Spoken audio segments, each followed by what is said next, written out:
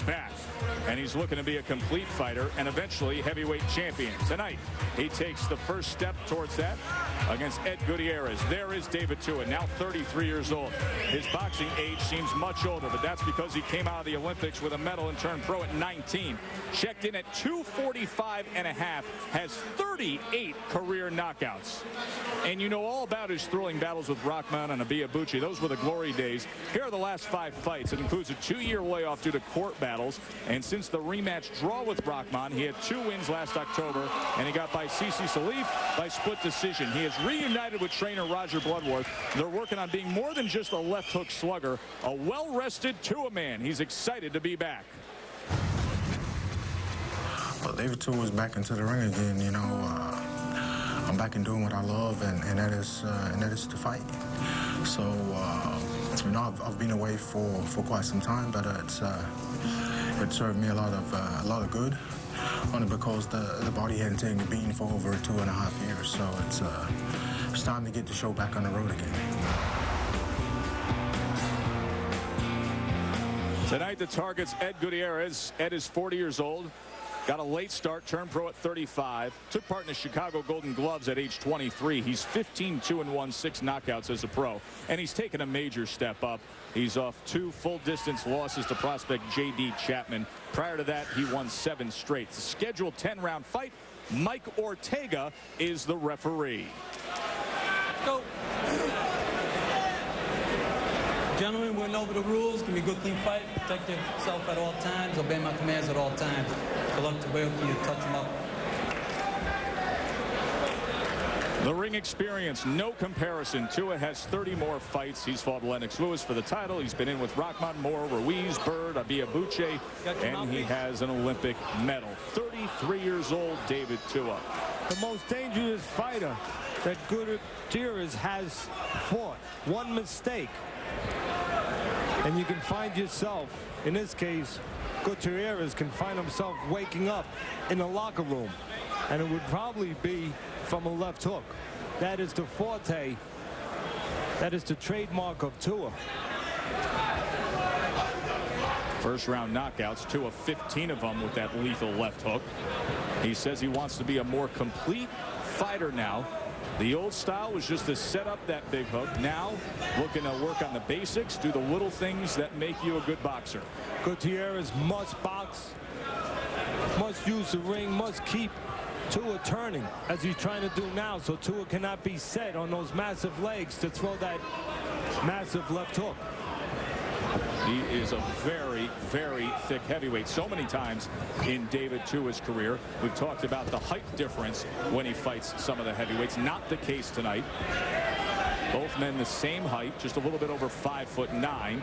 Of course, that was the big point, the key point to Tua's fight against Lennox Lewis. He could not get inside at range to land that left hook as Lewis just picked him apart with the jab. If you're going to use your legs with a big puncher like Tua, you better know which way to go. So far, Gutierrez knows which way to go. That's the wrong way. To his left is the right way, away from that left hook. He does not want to move to his right into that power. Gutierrez much smaller, turned pro, 194 pounds, first 10 fights, all in the 190s. Last fight, 222. Smaller, with not only a bigger, but much stronger heavyweight, Joe. Sometimes you can be a small heavyweight, but your opponent can't exploit that because he's not a big heavyweight. Also, he's not strong, or he doesn't have that big power. Tua is strong and has power. The size difference looms large tonight.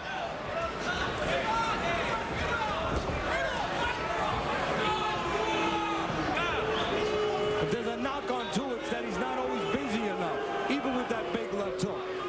Doesn't always use his jab enough to stabilize opponents. Give them something to think about besides the left hook. Make it difficult for them to avoid a left hook.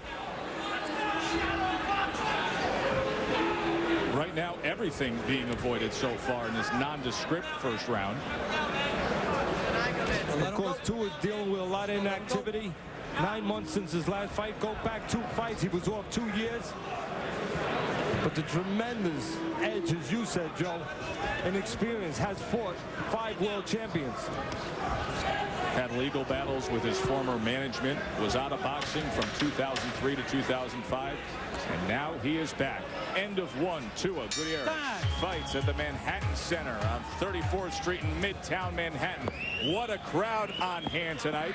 They are watching the former world heavyweight title challenger David Tua mount his comeback in a very open heavyweight division, a division that he says, I don't want to get sidetracked. I don't want to be thinking about fighting for the title again. I want to take baby steps and work on what I've been working on with trainer Roger Bloodworth. Of course, Gutierrez's only 2 losses came in his last 2 fights, both to the same man. That was against J.D. Chapman. And they represented his first step up from having fought, quite honestly, a resume of very soft opposition. J.D. Chapman, a decent-looking prospect who's been on a few of our Oklahoma shows, had a win last week off TV on the Alan Green Tony Bonsante undercard. Chapman 23-0, as you said, a prospect. Ed Gutierrez, originally from Chicago, where he worked out at the Windy City Gym with trainer Sam Colonna. He then moved to Oakland, California. When Sam was informed of this fight against David Tua, his one comment was, I don't like that fight for Ed at all. Now he opens up with that left hook, and the first time he does, Tua scores a knockdown. Well, the problem there was Gutierrez stayed in front too long. He was starting to feel comfortable because Tua hadn't been doing anything. You can never feel comfortable. You must not allow yourself to feel comfortable when you know you have a dynamite puncher in front of you, and only one punch can remove you from the night. You can see how Tua was making him feel comfortable, not doing anything, giving Gutierrez a false sense of security, letting him think that it was safe to stand in front. Never safe to stand in front of a guy you should not stand in front of. A guy who has power, especially in that left hook. You can see Tua right there, Joe, how he just paused with the jab. He's getting away with it now with this level of fighter. Might not get away with it later on with guys who will snap the jab and make him pay a price for that. But right now you can just see Tua is inviting Gutierrez in front of him, throwing soft punches, letting him think that it's okay to stay there. As he found out with that left hand, it isn't. Coming to the last 30 seconds of this second round. Snaps out the jab there. It's like a lion looking for a gazelle. The lion wants to get that gazelle out into the open, to a place where he can't hide, to a place where he can go and get his claws on him, a place where Tua is looking to put his mitts on Gutierrez once again.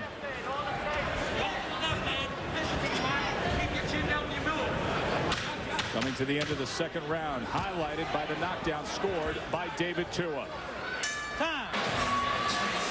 The Tua-man fans here in New York, and they had to like what they saw in the second round, reminiscent of earlier stages of David Tua's career. Well, what happened was, as we were talking, Tua allowed Gutierrez to feel comfortable. Gutierrez started getting a little false confidence, started opening up a little bit. Here's another look at it. As he's opening up, Tua throws a well-placed, well-timed left hook. And it only took one to put him down. Had many great left hooks through the 15-and-a-half-year career. Had a left hook at the end of the 9th round back in 1998 against Asim Rahman.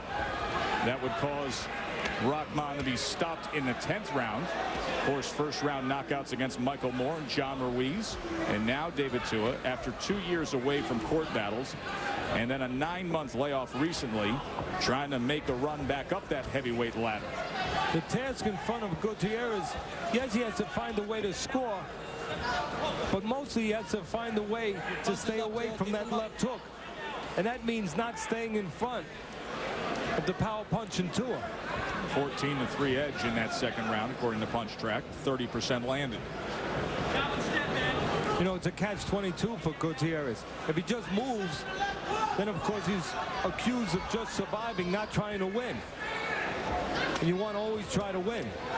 But he has to find a way to win without doing this, without standing in front. Move, use his legs, and pick spots on the side. Pick spots on the move. Not right in front of the bigger, stronger man, as he's doing right now. I have a funny feeling, I could be wrong, but I think Tua is taking his time right now. He's been away for 9 months. 2 fights before that, he was off for 2 years. I think right now, he's allowing himself to get some work in. You know, when I sat with him yesterday, I asked him that very question. I said, you're not going to mind rounds, are you? And he gave me that look like, no. I want to try to develop some of the stuff I've been doing with Roger Bloodworth, and that is try to be a more complete fighter, not just a guy that looks to land the left hook. So getting some time in, getting some actual in-the-ring fight time in, not a bad thing for David Tua. Especially when you have control of the landscape, the environment. Tua has a guy who cannot hurt him. A guy who he feels, if it gets away from him at any time, he can suddenly pull it back and find Gutierrez. Gutierrez not hiding.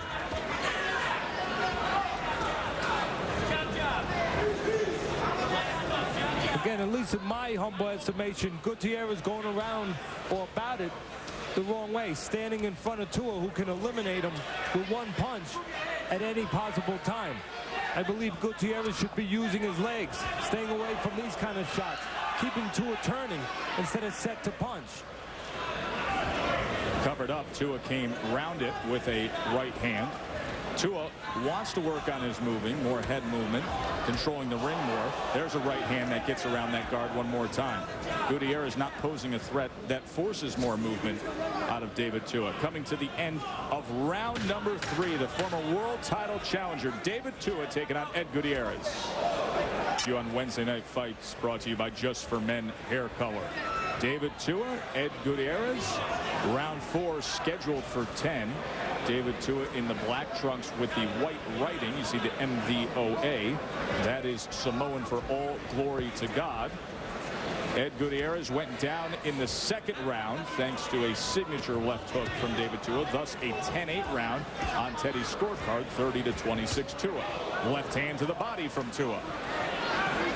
By the way, in case I haven't said it, Tua can hurt you in the head or body with that left hook. Snaps back his head with the jab. And Tua has the option of hurting Gutierrez to the head or the body, as Gutierrez is making himself very available to both those places. Very accommodating is Gutierrez so far for Tua. He can fight at any pace he wants, and he can find Gutierrez anytime he wants to. Again, Gutierrez should be using, in my estimation, his legs, taking away the most important asset, the biggest asset that Tua has, his punching power. Do that, move a little bit, make Tua move his legs instead of being set to move his hands. Right hand to the body from Tua. Short, compact punches on the inside. That is David Tua's game. All but 2 fights of Gutierrez have been in his home state of Illinois. Guess what 2 fights those were that were not in that state? The 2 fights against J.D. Chapman. Those 2 losses. Exactly. And now here he ventures to New York to take on the biggest challenge of his 5-year career. 40 years old, Ed Gutierrez. Got a late start.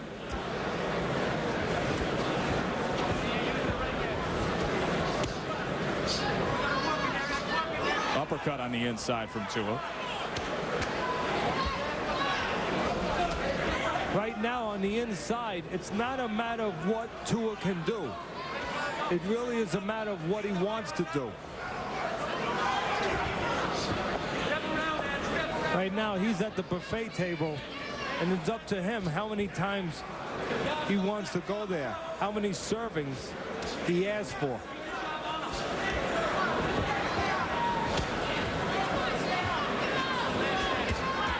Gutierrez isn't going to like the taste of that. No, he's not. Doubled up that left hand. Tua letting the hands go a little more here in the final minute of this 4th round. Look at that double left hook, and the one to the body sends down Gutierrez. 4, 5, and a soft body. of Gutierrez. 9, 10. And This fight's over. It is over. He started to open up at the end of that 4th round. He had doubled up the left hand about 30 seconds previous to that. And this time, when he sent the left hook upstairs and then downstairs, it was too much for Gutierrez to handle. The buzz to the head from the left hooks, if it doesn't completely short circuit you, it goes away momentarily. The bangs to the body, they stay with you.